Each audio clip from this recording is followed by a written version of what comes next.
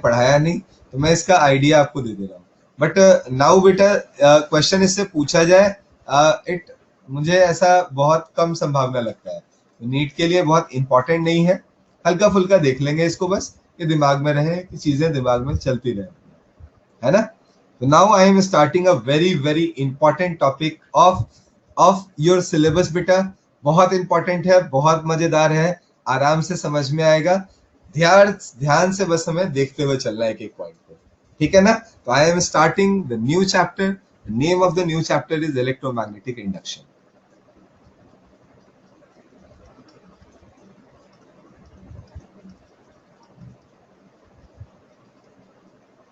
Electromagnetic induction. There are several questions जो कि आप लोगों ने अब तक फोरम पे डाला था बेटा, वो बहुत सारे जो है ना वो इस टॉपिक से भी जुड़े हुए थे, है ना। तो मैंने अभी उन क्वेश्चंस को इग्नोर कर दिया था, आप देखे होंगे, मैंने आपको रिवर्ट भी कर दिया था। I will take those questions while explaining this chapter बेटा, इस चैप्टर के एक्सप्लेनेशन में मैं उन्हें ले लूंगा, है ना। So need not to worry about that. तो I am just starting with the first concept. The whole EMI is based on the concept of change in magnetic flux. इसका पूरा का पूरा जो हर्ट है बेटा इस चैप्टर का, वो बेसिकली दो लॉज पे डिपेंडेंट है। पहला है हमारा फैराडेज लॉ और सेकंड है हमारा लेंज लॉ। इन दोनों केसेस में, एक में हम लोग सिर्फ इतना जानते हैं कि अगर किसी जगह पे हम मैग्नेटिक फ्लक्स को चेंज कर रहे हैं तो वहां पे ईएमएफ जो जनरेट होगा, it's what is its magnitude, उसका मैग्नीट्यूड क्या होगा। And the second one is the direction of the EMF generated is, what is the direction of EMF generated. तो हम लोग अगर किसी भी जगह पे मैग्नेटिक फ्लक्स की वैल्यू को चेंज करते हैं, तो उस चेंज के कारण, उस चेंज को कंपनसेट करने के लिए वहां एक ईएमएफ जनरेट हो जाता है। क्या होता है? When we are changing the magnetic flux in any circuit, then automatically to compensate that particular change, some EMF will generate it, and that particular EMF is known as induced EMF. Okay, and the concept in which you are producing some electric effects with uh, the change in magnetic effects. Magnetic effects में change करने के कारण जो आप electric field induce कर पाते हो वहां पे, इस कॉन्सेप्ट को जिस चैप्टर में हम पढ़ते हैं उसे हम क्या कहते हैं? Electromagnetic induction. I hope the thing is clear. तो you are changing the magnetic flux, इसके इसके रिजल्ट में आपको क्या मिलेगा? There will be some EMF induce. इसका मतलब है कुछ इलेक्ट्रिक फील्ड्स जनरेट हो गया वहां पे। तो मैग्नेटिक फ्लक्स को चेंज करके इलेक्ट्रिक फील्ड जनरेट करने के कॉन्सेप्ट को हम लोग जिस चैप्टर में स्टडी करेंगे उसे हम लोग इलेक्ट्रोमैग्नेटिक इंडक्शन का नाम देंगे। आई hope the thing is clear, है ना। तो अब सबसे पहले जो टर्म्स आए हैं, पहले इन टर्म्स को समझते हैं। क्या है मैग्नेटिक फ्लक्स, है ना। ये है क्या मैग्नेटिक फ्लक्स जिसके बारे में हम बात करने जा रहे हैं, जो बार बार चेंज होने वाला है। तो I am starting the concept with magnetic flux. Try to write the definition of magnetic flux first, है ना। समझते हैं हम लोग मैग्नेटिक फ्लक्स को। पहले ध्यान दिया जाए मैग्नेटिक फ्लक्स पे।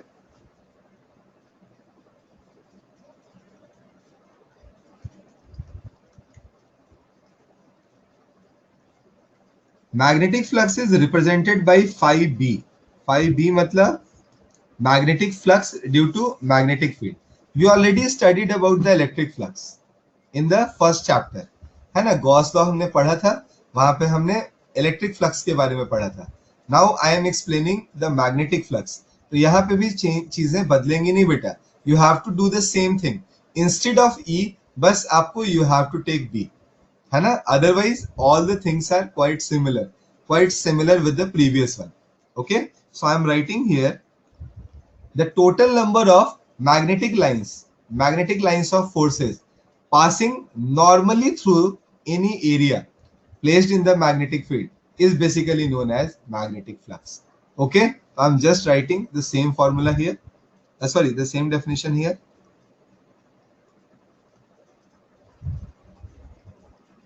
The total number of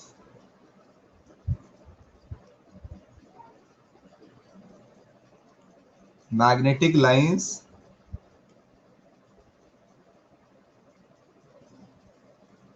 passing through passing through an area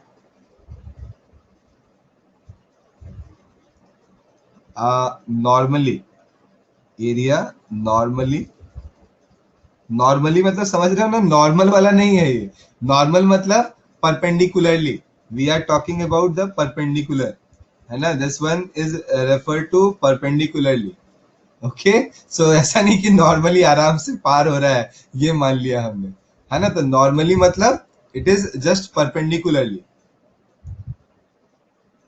normally in a magnetic field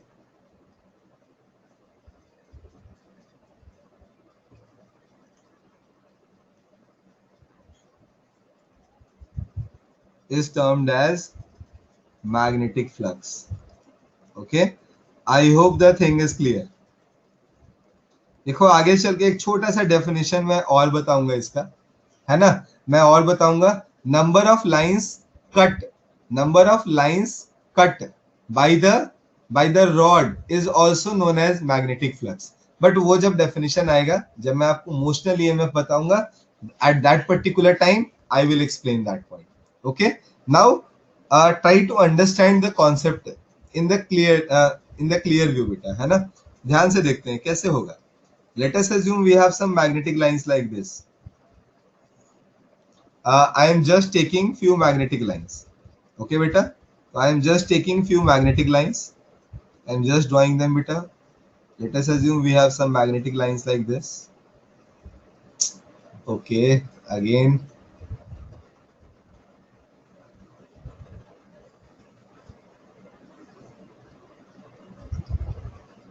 So these are few magnetic lines I took here, beta. Now what we have to do? We have to just place a perpendicular surface so that the magnetic lines will pass from it. This is the this is the surface from which these magnetic lines are passing.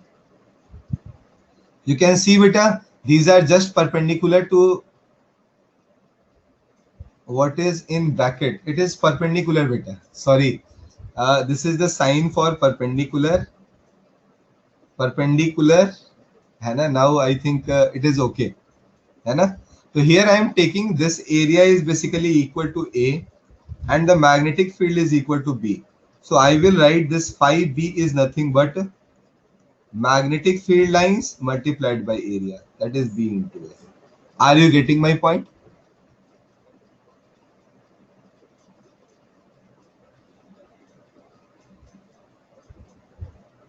Apurva, I think beta you are missing something.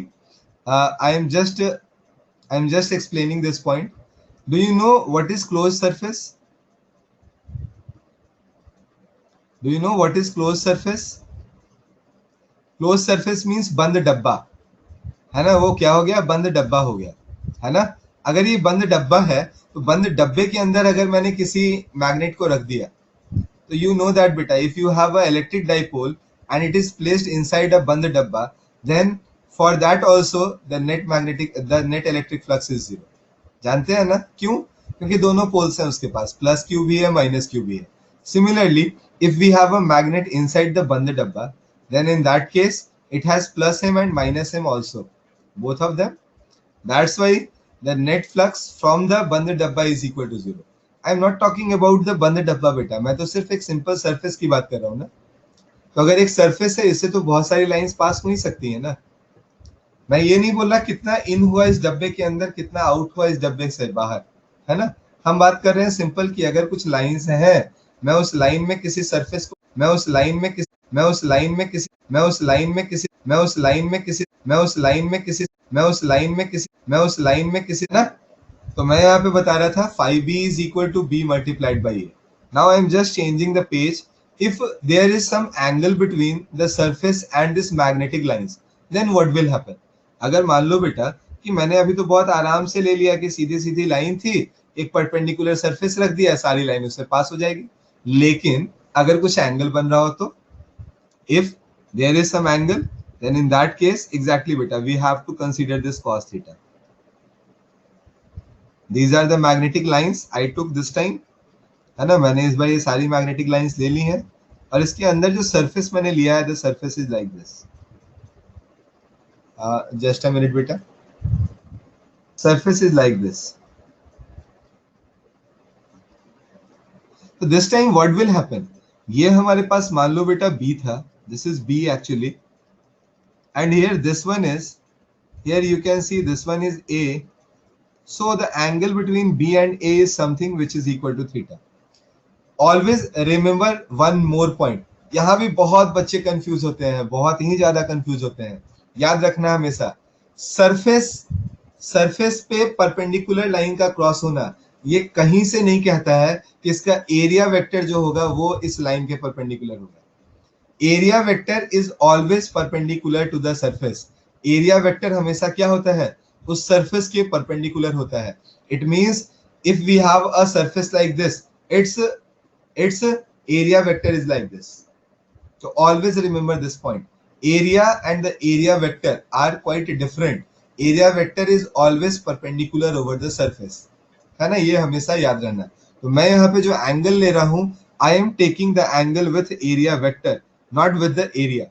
Okay? Always remember this point. So here this theta is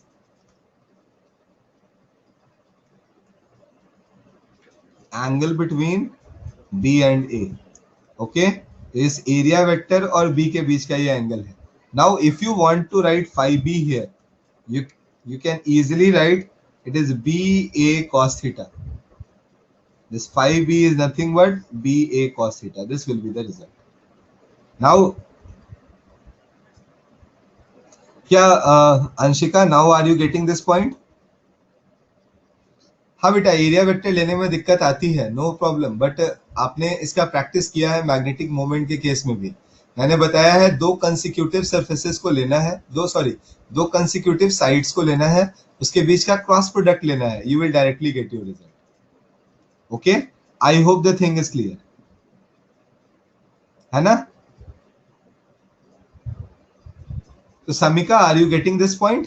तो मैंने अभी same point को explain कर दिया बेटा. Now come to the next point. The next point is, till now you are considering the area which has the value of A, जिसका बिल्कुल finite area है बेटा, हमेशा A के बराबर हो रहा है. मान लेते हैं कि मेरे पास एक डिसकंटिन्यूअस एरिया, मतलब बहुत ज्यादा टूटा फूटा सा एरिया है, रैंडम शेप का एरिया है. In that case how we can solve the question? वैसे केस में हम लोग कैसे सॉल्व करेंगे इसे? Now the third case I am taking here exactly beta, I will take the small area, not unit area. I will take the small area, and after that I will integrate the function to get the overall result.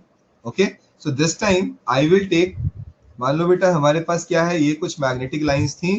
I took this magnetic lines here,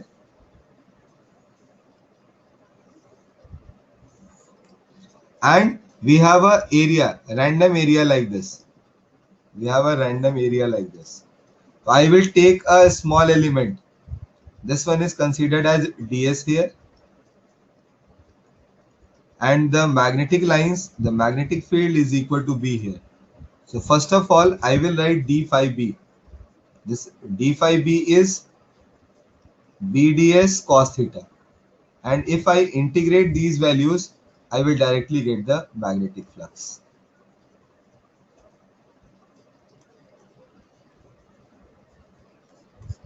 I hope the thing is clear.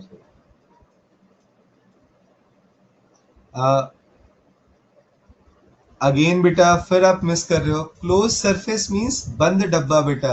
आप अभी भी नहीं समझ रहे हो इस बात को, समझो. मतलब ये फर्स्ट चैप्टर से ये प्रॉब्लम आपकी प्रोपेगेट कर रही है. सरफेस का मतलब हुआ ये सरफेस है, दिस इज द सरफेस, है ना, ये सरफेस है. और अगर मैं इस रूम की बात करता हूँ, इट इज क्लोज सरफेस, मतलब बंद है चारों तरफ से. You are talking about 6 sides, not only about 1 side, है ना. ये कॉन्सेप्ट अगर नहीं समझ आएगा तो फंसते रहेंगे हम. क्या ये बात अब क्लियर है? I hope the thing is clear. चलो फिर तो मैं अब आपको आगे लेकर चलता हूँ, है ना. ये पॉइंट बहुत इंपॉर्टेंट है, गड़बड़ हो जाती है इसमें हर बार. आगे बढ़ा रहा हूं मैं यहाँ से बेटा. तो come to the next point. Now I am just giving you few questions in which you have to find the magnetic flux. Okay, देखो आसान क्वेश्चन तो सब कर लेते हैं, आसान तो आप कर ही लोगे, मैं एक आध मुश्किल भी दूंगा, ठीक है ना। तो पहले थोड़ा आसान वाला कर लेते हैं, फिर मुश्किल वाले की तरफ चलेंगे. I am taking one example. Let us assume we have a surface like this. हमारे पास मान लो बेटा एक सरफेस है इस तरह का. आई टुक अ सरफेस लाइक दिस. ठीक है, मैं यहाँ पे कुछ एक्सेस भी दे देता हूँ बेटा. This one is X access.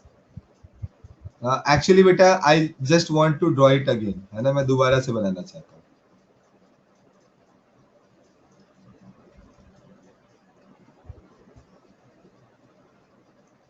Now अब मेरी तरह का बना, है ना. तो now I am taking the first one.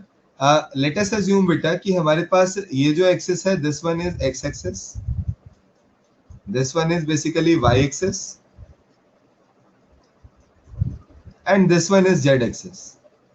Okay, ये क्या है हमारे पास, कुछ जेड एक्सेस है इस तरह से. ठीक है. Now I am taking the new the next point. Here this length is equal to a. This length is basically equal to c, and the width is equal to the height is equal to b here. Now the magnetic field is equal to b is equal to b naught I cap. Always remember beta this point. We have a value of b, that b is equal to b naught I cap only. Plus, actually beta I want to change the value, slightly change the value, है ना. It is b1 I cap plus b2 j cap plus b3 k cap. Okay, you have to find the flux. You have to find the flux. Find flux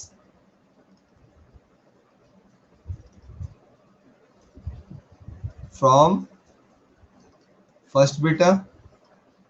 Let us assume we are thinking about this area 1, this one is area number 2, and this one is area number 3. We have to find the flux from all these three surfaces. Okay beta, you have to find the flux beta. आपके पास बोला हुआ है कि x axis के along आपकी magnetic field lines है, y axis के about भी है, z एक्सिस के अबाउट भी है. You have to find the magnetic flux passing through the area number 1, that is in the xz plane. You can say this area number 1 is basically xz plane, you can see.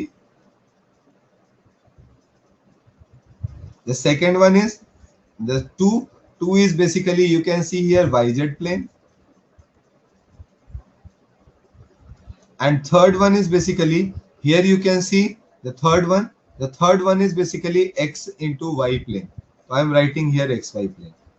Now everyone, are you able to getting this question? क्या अब आपको ये question समझ में आ रहा है? तो now do this question as soon as possible बेटा. जल्दी से करके बताओ तो.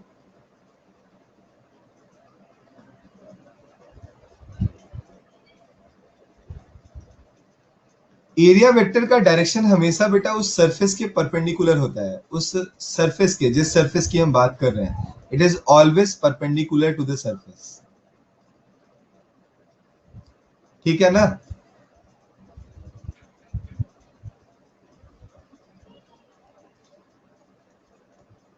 बेटा एक लाइन का आंसर है, जल्दी से बताओ, आगे बढ़ते हैं. बहुत कुछ आज पढ़ना है अभी हमें, है ना. पूरा बेसिक समझो तो आज हमारा कवर अप हो जाएगा.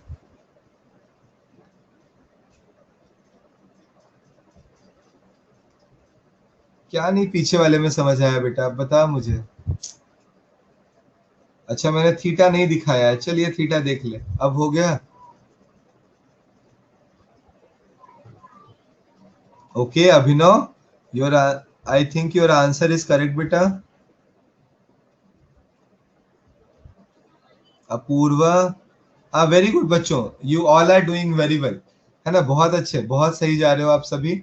हम लोग सबसे पहले बेटा जब एक्सजेड प्लेन की बात करेंगे तो वी ऑलरेडी नो दैट कि हम लोग वाई एक्सिस, हमारा जो एरिया वेक्टर होगा it is always along Y axis.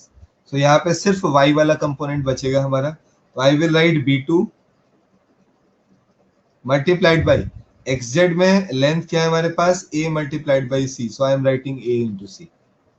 Now yz means x axis, है ना, हमारा एरिया वेक्टर एक्स एक्सिस के अलॉन्ग होगा, तो I will write b1 multiplied by yz के लिए I will write b into C.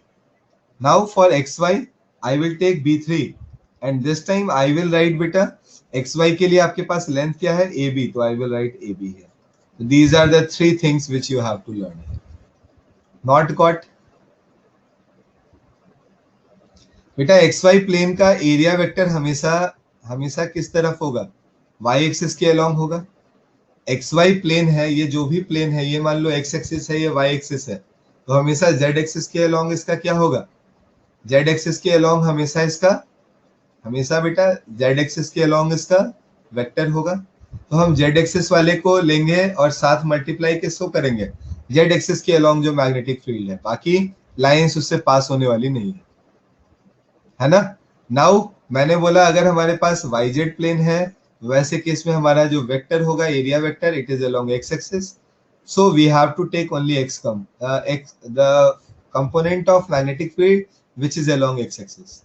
Now the third one is xy plane, so this time I will consider only the magnetic field along the z axis because ये lines जो होंगी बेटा ये z axis के along होंगी, and I will get the result. Okay, I think the point is clear. So now I am taking you to the next question. बेटा ये question थोड़ा difficult है, तो try to do it, है ना, थोड़ा मन से करोगे तो हो जाएगा, है ना. Here we have a wire and I current is flowing from it. Okay, and we have an area like this.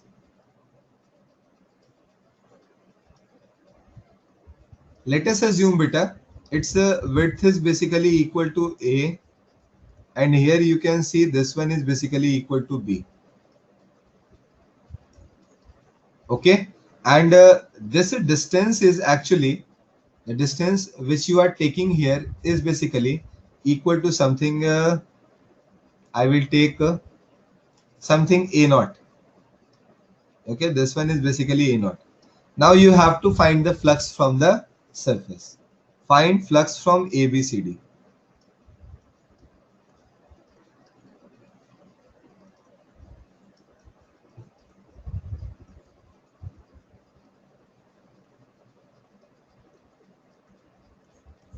Okay, now try to do this question.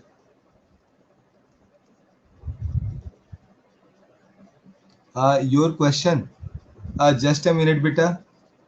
Mehak, just a minute beta.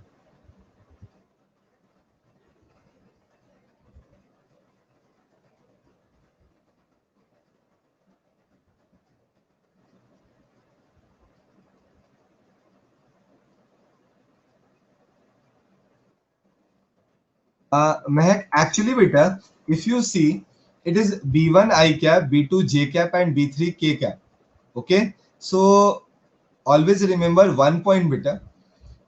Here the magnetic field is along all three axes. So if you are writing that the surface is perpendicular to the magnetic field, it is not correct.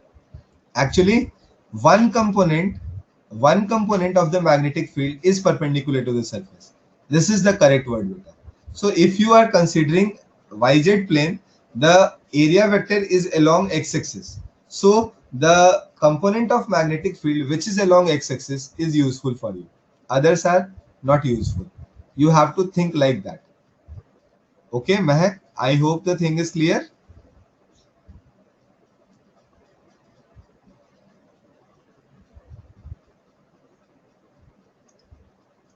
Chalo, so now, is there any answer from your side?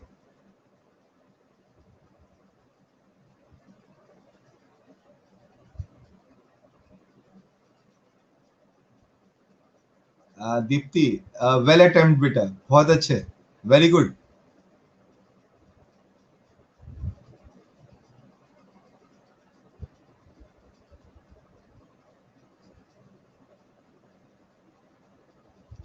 Now I think there is some correct answer, है ना? Exactly beta. Actually, I could not read this answer, but always remember one point. The answer is always in the form of log this time beta. you will get the answer in the form of log. And why I'm saying, I just want to explain. Try to understand. Okay. Here, one thing is always one thing you should keep in your mind, that the magnetic field is not constant at every point. So if you are just multiplying magnetic field with area, then you will get not the correct answer. Okay. So you have to find the magnetic field in the small element on the small element, and after that, after getting the value of d phi b, you have to integrate the whole function to get the result. Okay. So first of all, you should take a small element at distance x. I am taking the small element of width dx. If you want to write its area, the area is equal to b multiplied by dx. Are you getting my point or not? The area, the small area dA, is basically equal to b multiplied by dx. Everyone, is it okay? Now I am writing the magnetic field at that particular point. Magnetic field B is equal to mu naught I divided by 2 pi x. Someone is asking that why magnetic field is variable. Beta, you have to read the things which was previously taught. Here, beta, you can see this x is variable. With a distance, the magnetic field will vary. That's why I'm just telling you that the magnetic field will vary. Okay, I think the point is clear.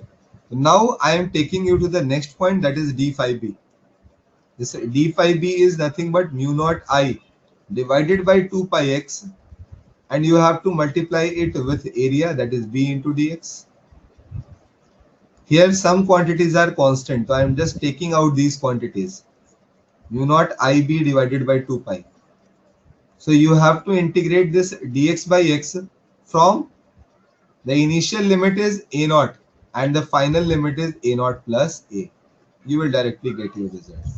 Everyone, is it okay? Is it okay? Now is it fine to everyone? So if you integrate the value, you will get mu naught ib divided by 2 pi ln a plus a naught divided by a naught. This will be the final result. Sir, but we can also apply a plus b square. Why beta? Why you are thinking you should apply a plus b square? Area of a rectangle is basically beta a into b. I cannot understand your here magnetic field is variable beta. So at every point, for every strip, you are considering one strip here. For every strip beta, the area is the magnetic field is different. So for every strip, the magnetic flux is also different. So you have to consider the magnetic flux from one particular strip, and after that you have to integrate all the magnetic flux so that you can get the net magnetic flux beta. Hana, I hope the thing is clear. AB is area, sir, so y a plus b. Exactly beta. Now I am taking you to the next one. नहीं बेटा, log के बिना नहीं होगा. ऐसे log तो हमने थोड़ी ना लिया है, लॉग तो इंटीग्रेशन में आया है. dx by x का इंटीग्रेशन लॉग होता है, तो हम उसे स्किप तो कर नहीं सकते, है ना. Now I am taking you to the next question. Sir answer my question. Sakshi, मैं फिर मिस कर गया. dx किसको लिया बेटा? ये जो विड्थ था x डिस्टेंस पे, मैंने एक छोटा सा स्ट्रिप ये dx लिया था. तो अगर इसका लेंथ आप देखो तो length is equal to B, width is equal to dx. That's why area कितना हो जाएगा बेटा? b multiplied by dx. Okay Sakshi, चलो तो फिर अब मैं आगे बढ़ता हूँ, ठीक है ना. अगले पॉइंट पे आपको लेकर आता हूँ. I am taking you to the next point. Try to understand the next point. ठीक है, अगले पॉइंट को ध्यान से सुनते हैं बेटा. अगला पॉइंट ऐसे, ये आपके पैकेज का ही क्वेश्चन है तो आप भी ढूंढ ही लोगे इसे तो, बट मैं उससे पहले ही आपसे एक बार ग्लिम्स दे देता हूं उसका, ठीक है ना। It is the question from your package. In your package it is given that if the value of I is equal to I naught sin omega t, the situation is same beta, you are not changing any other quantity, you are just changing the value of current here, है ना। ये अभी भी आपके पास वही ABCD है. This one is basically A, here this one is A naught and the width is equal to B here. Find phi B at t equal to pi by 2 omega, pi by 4 omega actually, है ना। You have to find the value. Okay, so you have to find the value of phi b. तो बेटा ये question देखो, ऐसे आपको मैं बहुत टाइम वेस्ट नहीं कराना चाहता. The question can be solve orally. इस क्वेश्चन को हम लोग आराम से बेटा ओरली सॉल्व कर सकते हैं, है ना। आप पूछोगे सर कैसे, how we can solve this question orally. हाँ एग्जैक्टली अभिनव, वेरी गुड, है ना, your answer is absolutely correct बेटा. हियर इस क्वांटिटी को देखकर 90% बच्चे डर जाते हैं और बोलते हैं भाई ये होगा कैसे. But the question is not difficult. If this t is given then this value is not variable beta, this value is actually constant. just try to find the value beta. आप यहाँ देखो I is equal to क्या होना है आपका, I naught sin omega multiplied by pi by 4 omega. This pi by 4 omega is sin pi by 4 and the value is I naught divided by root 2. So जहां बेटा पिछले question में I लिख रहे थे, है ना, आप जहां पिछले क्वेश्चन में बेटा क्या लिख रहे थे, आप जहां पे I लिख रहे थे, instead of I you should write I naught by root 2 to get the correct result. आप बस वहां I naught by root 2 लिख दोगे, आपके पास आपका आंसर आ जाएगा. Okay, I hope the question is clear.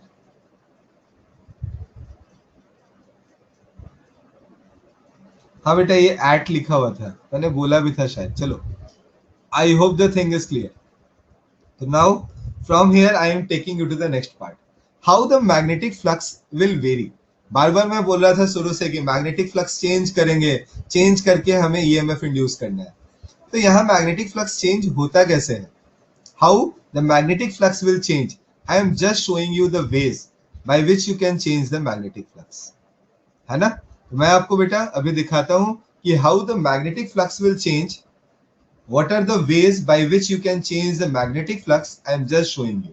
Okay, one by one, try to understand. Okay beta, so now I am just taking few conditions. The first one is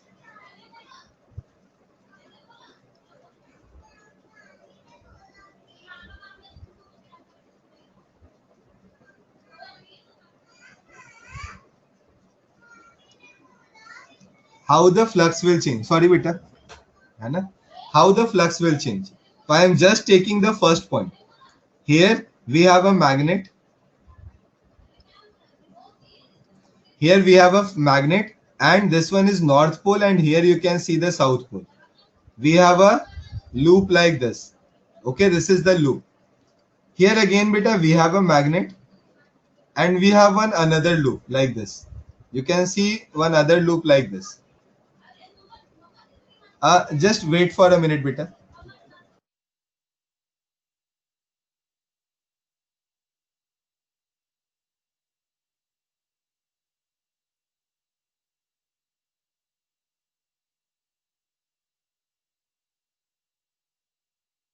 Okay, sorry, so I was just telling you in previous if we return from t pi, no beta you cannot do, है ना, you cannot do two integration at the same time. ये आपको engineering में पढ़ना होगा तो उसके लिए आपको इंतजार करना पड़ेगा. इंजीनियरिंग में एडमिशन ले लोगे तो पढ़ोगे उसे. बट आपको तो मेडिकल करना है, क्या इंजीनियर बनना है? ओके, तो फिर आपको जरूरत नहीं पड़ेगी, दो वेरिएबल्स आपको डील नहीं करना होगा, ठीक है। चलो, तो मैं आपको बता रहा था यहाँ पे कि हमारे पास n है और s है। Here this magnet is moving towards this loop, and in the second case this one is n, this one is s. The magnet is moving towards the loop, and the loop is also moving away from the magnet with the same velocity. You have to write in which case the magnetic flux will change, है ना। अभी थोड़ा सा रुक जाना, अब मुझे पता है आंसर आप सभी लोग दे दोगे, कोई दिक्कत नहीं होनी किसी को, बट मैं थोड़ा इसमें कॉन्सेप्ट अगर बताऊंगा तो आपको ज्यादा अच्छा लगेगा, है ना। Now the second point is, in the second case we have a magnetic field like this. हमारे पास एक लूप है बेटा, and the loop is rotating along this axis, इस एक्सिस के अलोंग रोटेट कर रहा है हमारा, ठीक है। दूसरा केस क्या है बेटा, हमारे पास ये मैग्नेट है, we have a magnet and we have a loop like this, and this magnet is rotating with angular speed of omega. This one is the first situation, this one is the second situation, and now the third one. In third one you can see beta, we have a arrangement like this. A rod is moving with some velocity v, and here we can see the magnetic field, and this time we have magnetic field,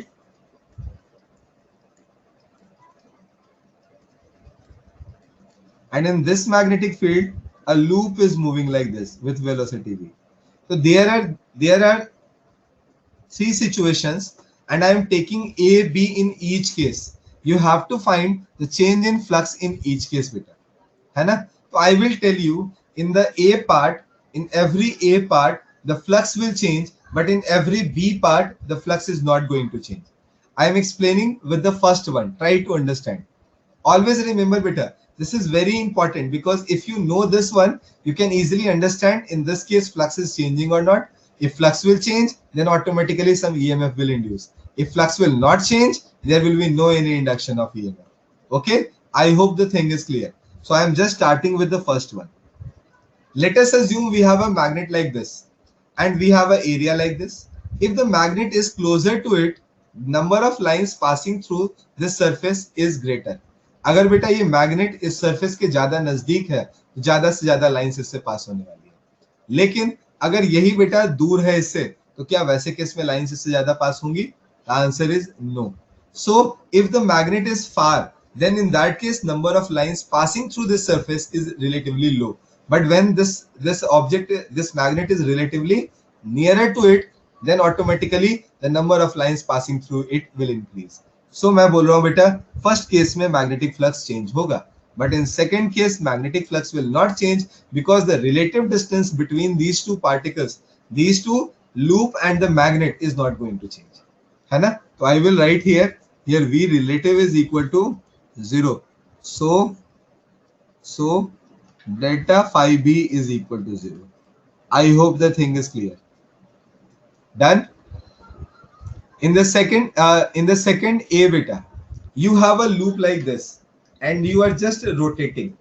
So if the magnetic field is in this direction and you are keeping a surface like this, there will be no any magnetic line which will pass through it. But when you are rotating it, automatically the flux which is passing through it will increase. After some time it will start to decrease. Again it will be equal to 0. Then again it will start to increase. Is this the correct way to explain the thing beta? क्या इस बात को समझाने के लिए बिल्कुल proper way है? आराम से आप समझ सकते हो कि हमारे पास लाइंस जो है पहले बिल्कुल नहीं पास हो रही थी, अब ये बढ़ने लगी, बढ़ते बढ़ते बढ़ते बढ़ते बढ़ते बढ़ते मैक्सिमम हो गई, फिर ये घटनी शुरू हो गई, घटते घटते घटते घटते फिर से 0 हो गई. इज इट ओके और नॉट? तो हम कह सकते हैं बेटा, in this case the magnetic flux will change. But if you are just rotating a magnet, आप मैग्नेट को रोटेट कर रहे हो, इससे ना इसके बीच के डिस्टेंस बदल रहे हो ना एंगल चेंज कर रहे हो. इट मींस जो मैग्नेटिक लाइंस पहले थी वही अभी भी रहेंगी. मतलब this time this delta phi b is not equal to, sorry, it is equal to 0. I hope the thing is clear. Now come to the next point, the last one बेटा। ये मैं अभी आपको थोड़ी देर पहले मैग्नेटिक फ्लक्स के definition को बताते समय बता रहा था कि if we have a rod, we have a metallic rod and the metallic rod is just cutting some magnetic field lines. अगर हमारा ये रॉड मूव करते हुए कुछ मैग्नेटिक लाइंस को कट करता है, इन दैट केस ये जितनी लाइंस को कट करता है बेटा, it is known as magnetic flux. वो हमारा मैग्नेटिक फ्लक्स कहा जाएगा। और आप इसे ऐसे भी समझ सकते हो, if the area is A this time, after some time the rod will here, so the area which is cut by this rod will automatically increase। जो एरिया इसने कट किया है बेटा, क्या वो इंक्रीज हो जाने वाला है? पहले अगर वो ए था, कुछ देर बाद भी क्या वो ए रहेगा या वो ए से बदल जाएगा? इट विल चेंज बेटा। That's why we will say here the magnetic field will change. But in this case you can see here the area enclosed under this loop is not going to change, it is always constant। so बेटा सुना कर थोड़ा सा ध्यान से please, है ना प्रिया? मैं थोड़ा एक रिक्वेस्ट करूंगा, अगर हम लोग थोड़ा कंसंट्रेशन लेवल बढ़ाएं तो अच्छा रहेगा, है ना? मैं भी आपको बोल रहा था बेटा, मैं जिसमें बोल रहा था उस समय टोक देते ना तो ज्यादा अच्छा होता। पहले अगर मैंने बोला कि एरिया अगर ये सिर्फ इतना इनक्लोज कर रहा है, सिर्फ इतना एरिया ये कट कर रहा है, कुछ देर के बाद ये रॉड यहाँ पहुंच जाएगा। Now the area cut by it is this. पहले एरिया जो इसने कट किया था वो छोटा था, now it will increase. So you can say the magnetic flux is changing. But in second case you can see this one is basically a closed loop. ये क्या है? क्लोज्ड लूप है। तो हमेशा अगर इसका एरिया पाई आर स्क्वायर था तो आगे भी पाई आर स्क्वायर ही रहेगा। मींस जो लाइंस इसने कट की है, जो फाइनल हम लोग यहाँ से रिजल्टेंट पाएंगे वो हमेशा magnetic field multiplied by pi R square ही होगा। इसलिए हमारे पास जो वैल्यू आएगी वो यहाँ पे डेल्टा फाई की 0 के बराबर हो जाएगी।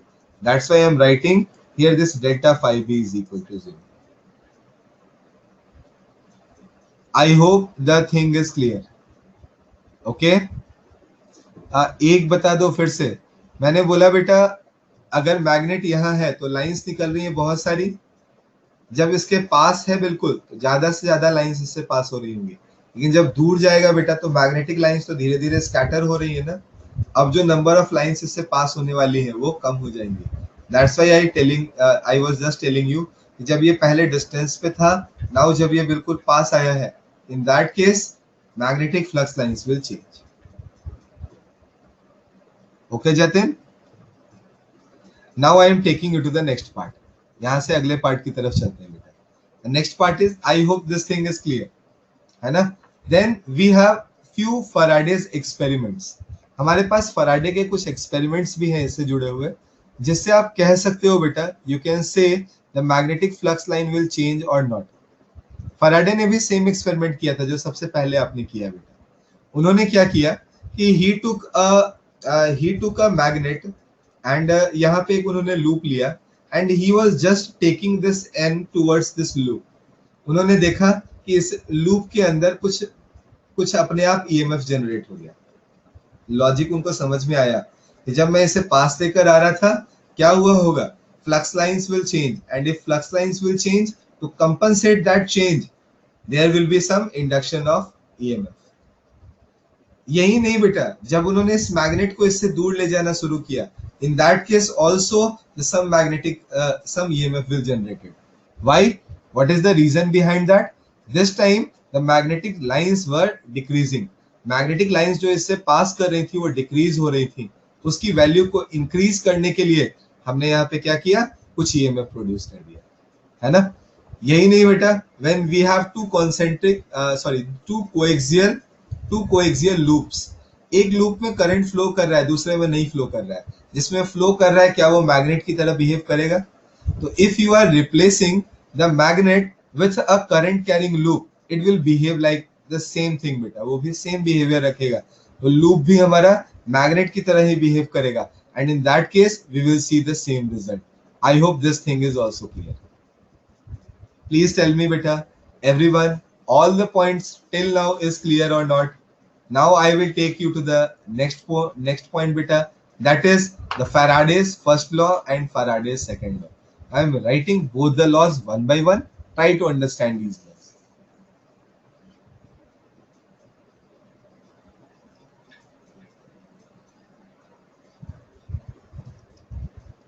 Faraday's law of EMI. Do you know EMI? What is EMI? वो EMI वो नहीं है बेटा जो कि मंथली कट रहा होता है ना? ये EMI शॉर्ट फॉर्म है इलेक्ट्रोमैग्नेटिक इंडक्शन का, ठीक है? मुझसे मिस हो गया था। हाँ बेटा बिल्कुल सही है ना? तो I am just explaining Faraday's law of EMI and I am starting with the first law.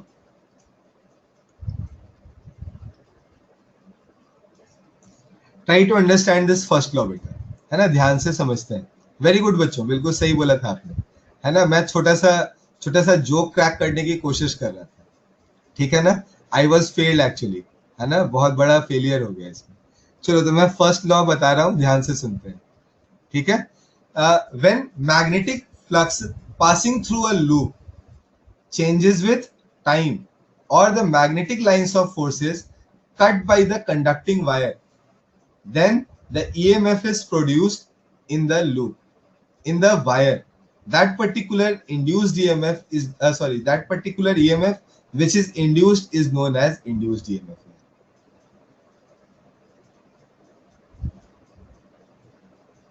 Okay मैं पहले लिख देता हूं, फिर बोल दूंगा दोबारा, है ना? When magnetic lines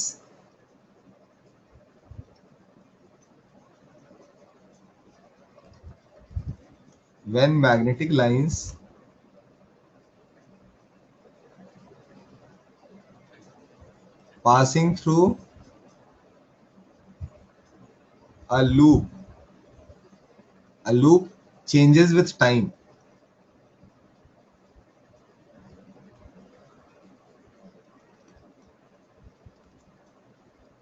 or you can say the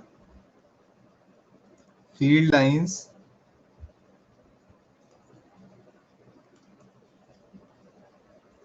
will cut by the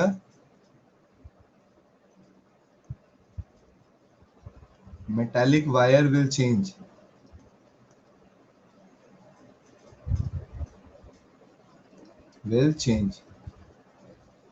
Then to compensate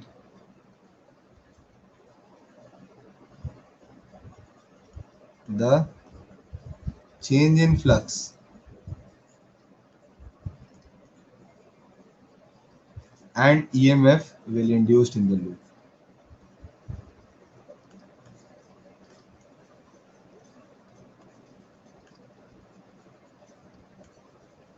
तो मैंने बोला बेटा कि अगर किसी जगह पे फ्लक्स जो है हमारा बेटा वो चेंज होता है, या हमारा जो मैग्नेटिक लाइंस जो है उसको जो मैं एक मेटालिक रॉड से कट कर रहा हूं वो अगर चेंज होता है, तो वैसे केस में इस चेंज को कंपनसेट करने के लिए उस लूप में एक EMF जनरेट होता है। That particular EMF is basically known as induced EMF। क्या ये समझने में कोई दिक्कत है ना? The EMF induced is E induced and the current induced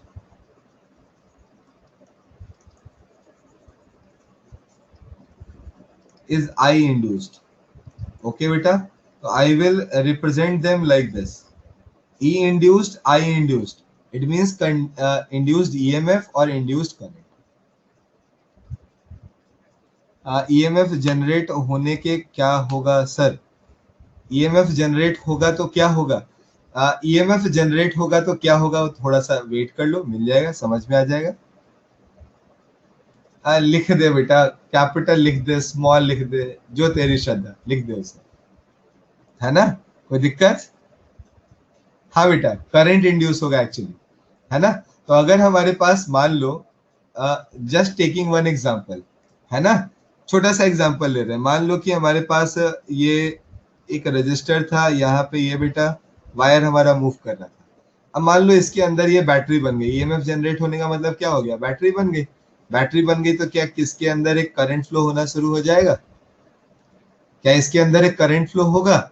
इस करंट को हम लोग बेटा इंड्यूस्ड करंट कहेंगे। इसके कारण इंड्यूस्ड पावर होगा। ये जो अल्टरनेटिंग करंट आप देखते हो बेटा, जो हम लोग बोलते हैं कि हमारा थर्मल पावर प्लांट काम करता है, हमारा हाइड्रल पावर प्लांट काम करता है, इन ऑल दीज केसेस बेटा you are doing the same.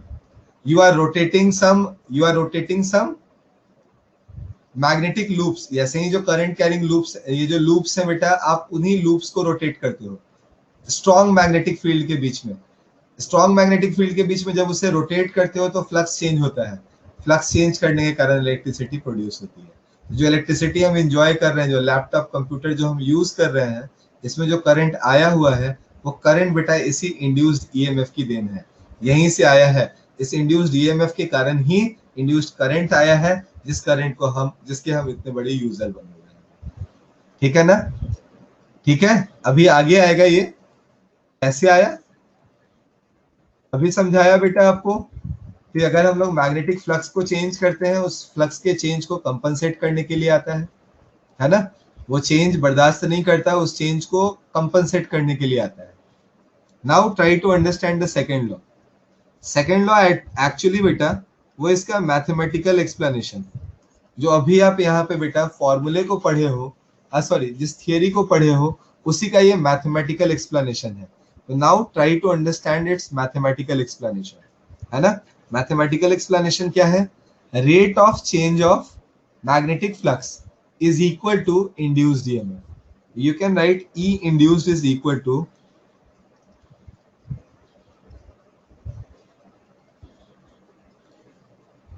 minus of d phi b by dt, and this minus sign represents, it is always, है ना, always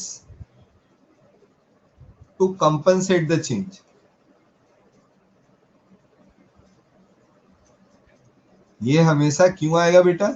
जो भी चेंज हुआ होगा, बढ़ रहा होगा तो घटाने के लिए, घट रहा होगा तो बढ़ाने के लिए, ये हमेशा जो इंड्यूस्ड ईएमएफ होगा ये सिर्फ और सिर्फ इसी के लिए आएगा। ओके, इफ बेटा इंड्यूस्ड ईएमएफ का जो डायरेक्शन है, it can be determined with the help of Lenz law. अभी लेंज लॉ मैंने बताया नहीं है, दैट्स व्हाई मैंने अभी डायरेक्शन आपको बोला नहीं है। Is it okay? ठीक है, तो हम लोग जब लेंज लॉ जस्ट अभी 5 मिनट, अच्छा आज तो टाइम लगता है, निकल जाएगा। जब हम नेक्स्ट लेक्चर में बेटा लेंज लॉ को पढ़ेंगे, इन that case I will explain this particular point. Okay, now I am taking a small example, है ना? इसका थोड़ा सा मैं एक्सपेंशन करता हूँ बेटा, थोड़ा आपको भी ज्यादा और अच्छे से मजे में समझ में आएगा। This 5b is basically equal to ba cos theta. Everyone, are you agree with me? If there are n number of loops, then we can say n times of b into a cos theta. n क्या है? It is number of loop,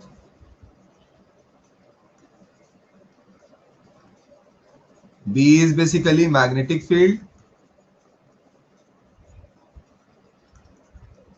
a is area, and theta is angle between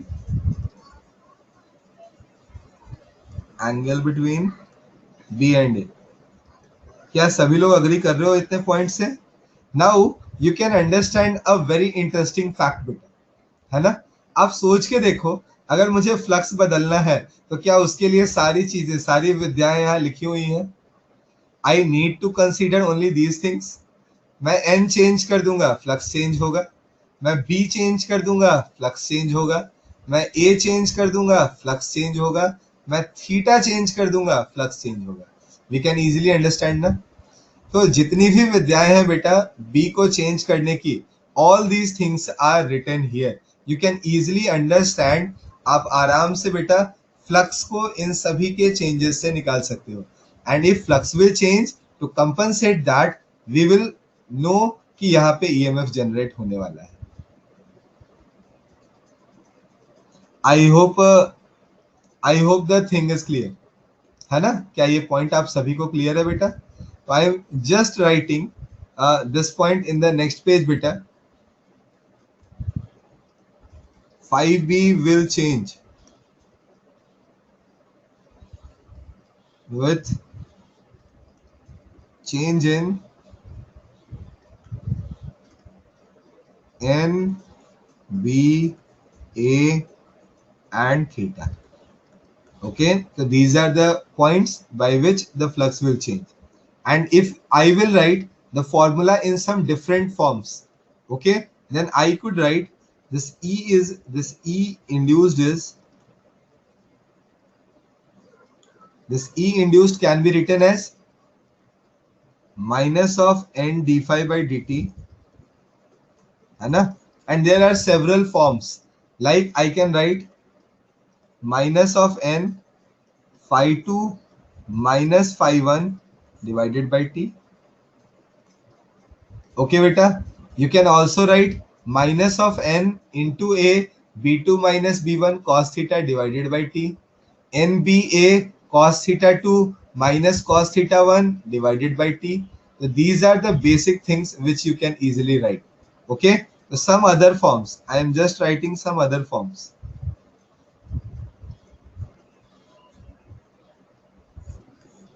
There are some other forms also, like E is equal to minus of na b2 minus b1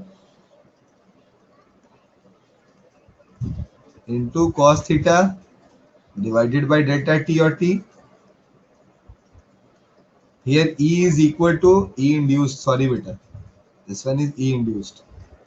E induced is equal to minus of nba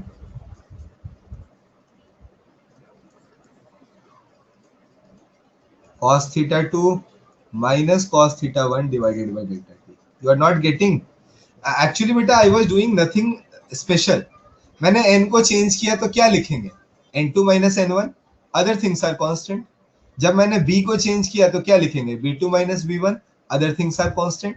If I change the value of theta, I will write cos theta 2 minus cos theta 1, other things are constant. You can write the formula in these ways also. है ना? बस एक एक value को change किया है, बाकी को हमने एज इट इज छोड़ दिया है. चलो बेटा आज के लिए इतना ही. Bye bye, take care everyone. We will meet soon in the next lecture. Till then, bye bye, take care everyone. Stay home and stay safe.